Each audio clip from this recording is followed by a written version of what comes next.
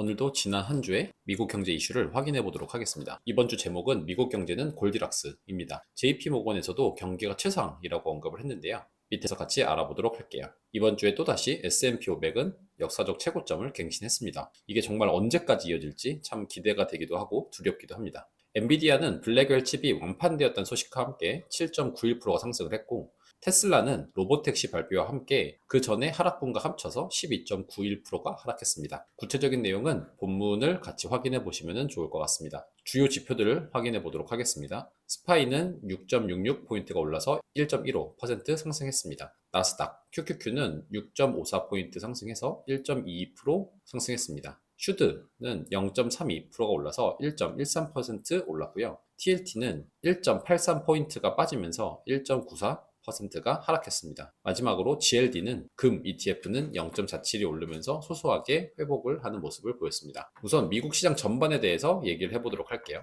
JP모건에서 미국의 경제가 골디락스다라고 언급을 했어요. 인플레이션은 잡히고 실업률은 적정한 상태가 유지되면서 최상의 경제 상황이라고 판단을 했습니다. 하지만 불안한 지표들도 계속 나오고 있어서 안심할 수는 없다라고 얘기가 있는데, 관련 뉴스 확인해 보시면 좋을 것 같습니다. 이러한 경제 수치들로 인해서 미국 달러가 오히려 강세를 다시 보이고 있어요. 이전에는 금리가 계속 낮아지면서 달러의 가치가 떨어질 것으로 예측을 했었는데, 오히려 빅컷 가능성이 떨어지고 금리 인하 속도가 천천히 갈 것이라는 예측이 나오면서 미국 달러가 다시 강세로 돌아서고 있습니다. 관심 있으신 분들은 이 기사를 확인해 보시면 좋겠습니다. 스파이 ETF에 소속되어 있는 기업의 이슈를 확인해 보도록 하겠습니다. 엔비디아는 주가가 단 5일 만에 무려 4천억 달러나 올랐습니다. 7.91%가 상승했어요. 올라간 4천억이 코스트코의 가치보다 훨씬 높은 가치라고 하는데요. 이렇게 올라갈 수 있었던 이유는 엔비디아의 차세대 AI 칩인 블랙웰이 내년까지 완판되었다는 소식이 들려왔기 때문입니다. 이러한 기사에서 한 번쯤 생각해보면 좋을 점은, 분명 언젠가는 경쟁자가 나타날 것이고 엔비디아 칩을 사용하는 기업들은 더 나은 대안을 찾기 시작할 텐데, 엔비디아가 이 경쟁에서 살아남을지 경쟁 우위를 지킬지 한번 생각해 본다면 향후 투자에 큰 도움이 되실 수 있을 거예요. 대표적인 경쟁사인 AMD 기사도 추가해놨으니까 확인해 보시면 좋겠습니다. 워렌 버핏의 버크셔 해스웨이가 뱅크 오브 아메리카 지분을 추가로 매각을 했다고 합니다.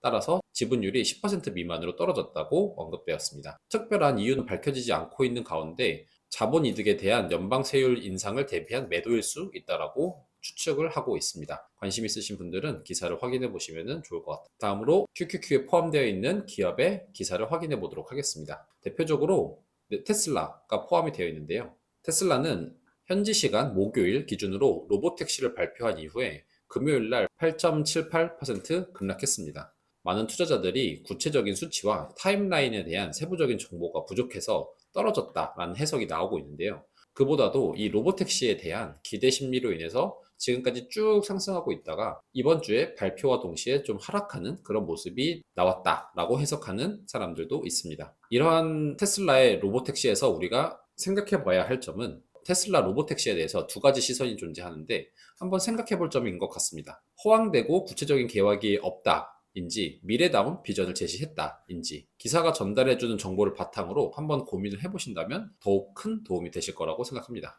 관심 있으신 분들은 기사를 한번 참고해 보시면 좋겠습니다. 배당 ETF 슈드에 포함되어 있는 기업의 기사를 확인해 보도록 하겠습니다. 슈드에 포함되어 있는 홈디포가 최근 몇 년 동안 주택시장 침체로 인해서 어려움을 겪었는데, 최근에 금리 인하와 함께 주택시장 회복이 기대되는 속에서 주가가 상승하고 있다고 합니다. 하지만 아직 사업 성과가 크게 개선되진 않아서 PER이 높은 편에 소속한다라고 하네요.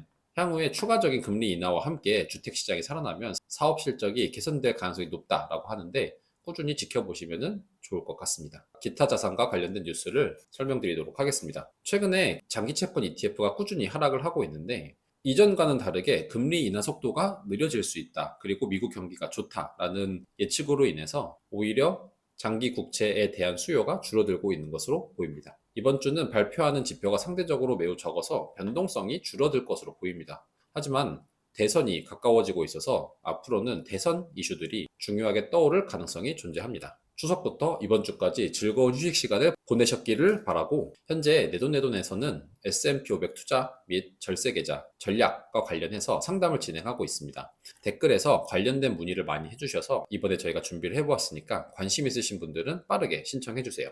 선착순으로 진행하고 있습니다. 상담과 관련된 구체적인 정보를 확인하고 싶으신 분들은 내돈내돈 커뮤니티를 확인해 주시고요. 스터디 관련된 내용도 커뮤니티를 같이 확인해 주시면 좋겠습니다. 그러면은 즐거운 한 주 되시기를 바랍니다.